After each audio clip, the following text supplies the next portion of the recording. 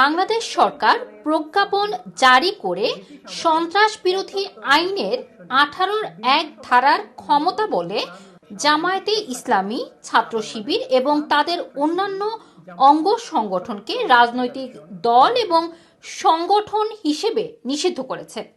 এই ব্যান করার পরেও তাকে আপনার সাজা দেওয়া যাবে না এমনটি নয়, কিন্তু কথা হচ্ছে ব্যান যেহেতু হয়ে গেছে, হয়তো ব্যান করার ব্যাপারটা সাজার মধ্যে আর আসবে চলবে। তাদের সম্পত্তিগুলো কি হবে? না, এগুলো তো অনেক সম্পদ আছে, এগুলো তো আইনে আছে, সেগুলির ব্যবস্থা হবে, এটা আইনে আছে, উনি তো বললেনই এবং সঠিক।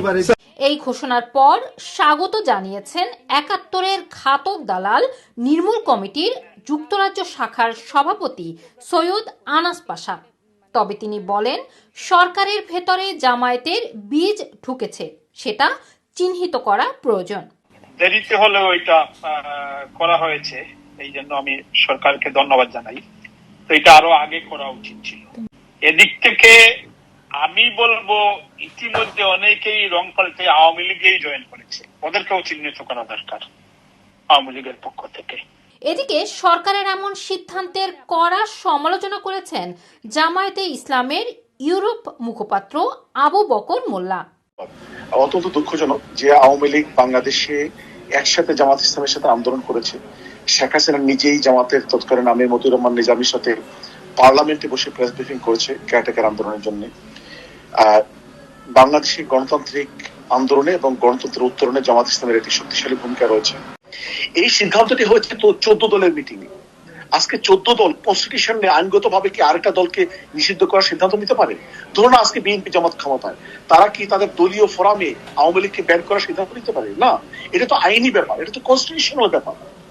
কনস্টিটিউশন এবং দেশের মালিক তো আওয়ামী লীগ না, এটা তো আইন অনুযায়ী দেশ চলবে।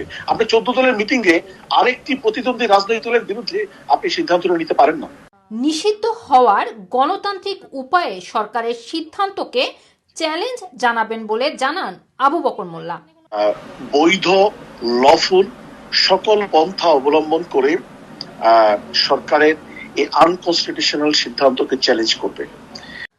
সাইয়েদ আবুল আলা মওদুদের নেতৃত্বে 1941 সালে জামায়াতের প্রতিষ্ঠার পর থেকে এবার নিয়ে দলটি 4 বার নিষিদ্ধ হয়েছে। এর মধ্যে 1959 এবং 1964 সালে তৎকালীন পাকিস্তানে এবং 1972 সালে স্বাধীন বাংলাদেশে অন্য 3টি ধর্মভিত্তিক দলের সঙ্গে জামাতও নিষিদ্ধ হয়েছিল।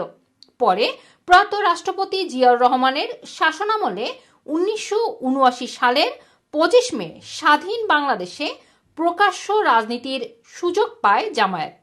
দলটির ছাত্র সংগঠন ইসলামী ছাত্র সংঘ নাম পরিবর্তন করে ইসলামী ছাত্র শিবির নামে আত্মপ্রকাশ করে। রুমানা রাখি, এটিএন বাংলা, ইউকে।